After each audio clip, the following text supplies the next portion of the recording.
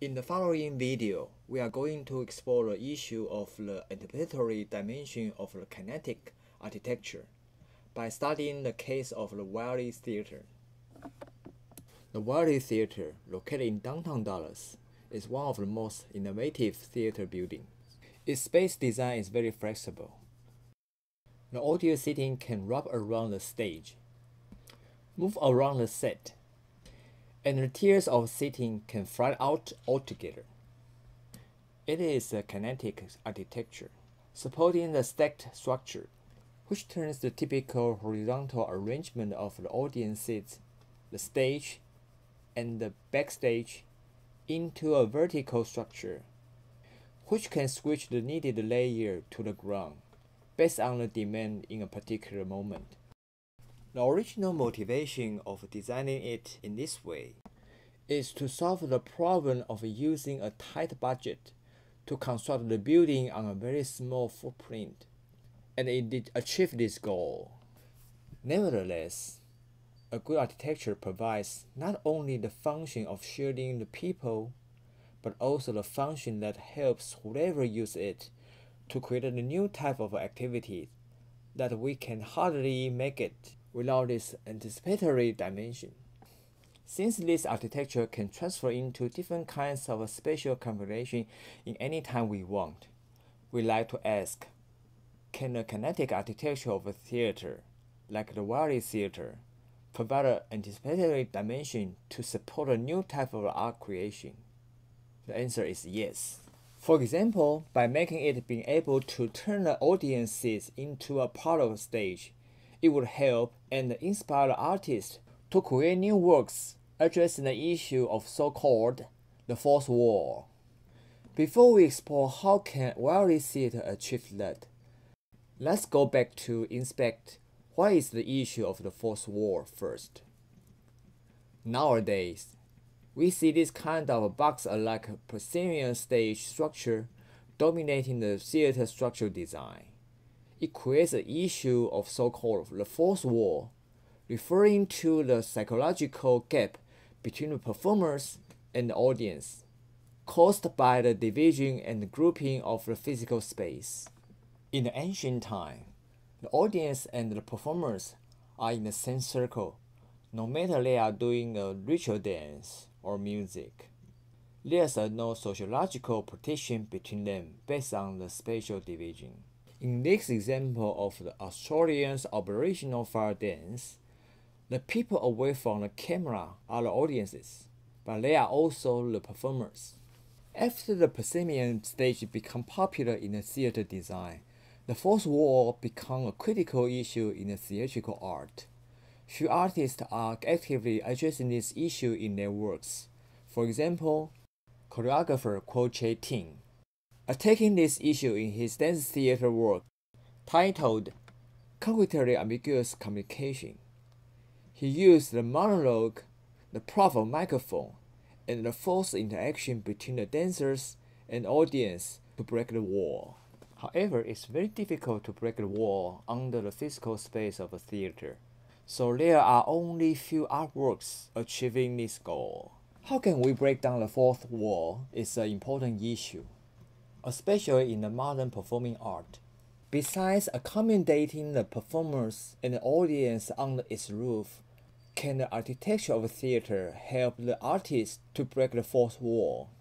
If not done immediately, can the design of architecture of a theater inspire people so they will come out more performing pieces later to break this fourth wall? One possible approach to break the fourth wall is to provide an immersive experience by letting the audience seating environment to reflect the dramatic context of the play happening on the stage. In other words, we, as audiences, not only watch some strangers performing on stage, also feel ourselves being a part of the performance, then laugh and cry with performers. The close relationship between the stage and the audience seats make us feel a strong emotional storm, like riding a roller coaster or a mechanical bull. A thrilling theatrical experience It's just like the environment of a college student in the game of their own school. They don't separate themselves from the game by merely watching some strangers pushing each other and running the ball.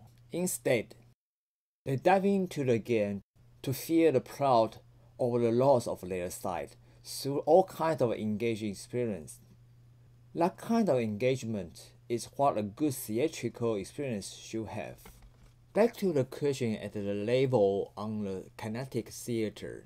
Can the design of architecture for kinetic theater help the playwright to recreate such an immersive experience, such as creating a territorial separation among audiences to reflect the territorial separation of the stage, as in West Side Story or in Romeo and Juliet?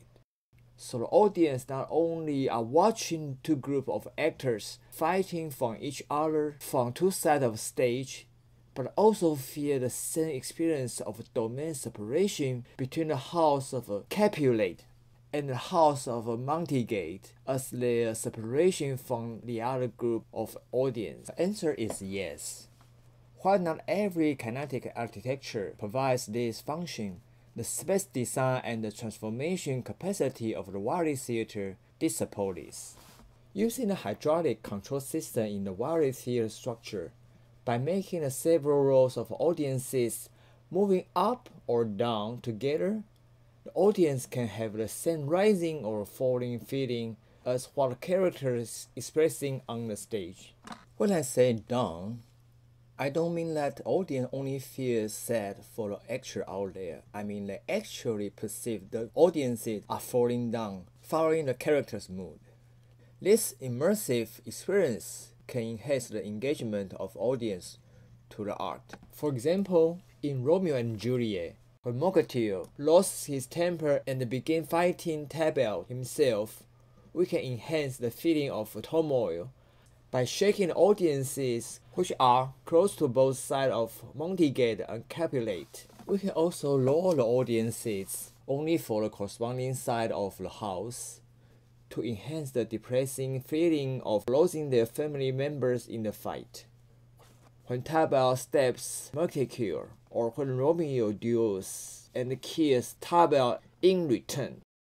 There are infinite possibilities of using kinetic structure of the architecture to enhance the theatrical experience. I just mentioned few of them.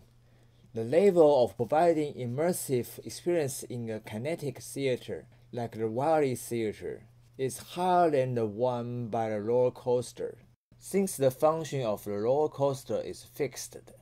One interesting piece using the kinetic structure of architecture performed in the theater can inspire more artists to come out with better works using the kinetic structure of architecture.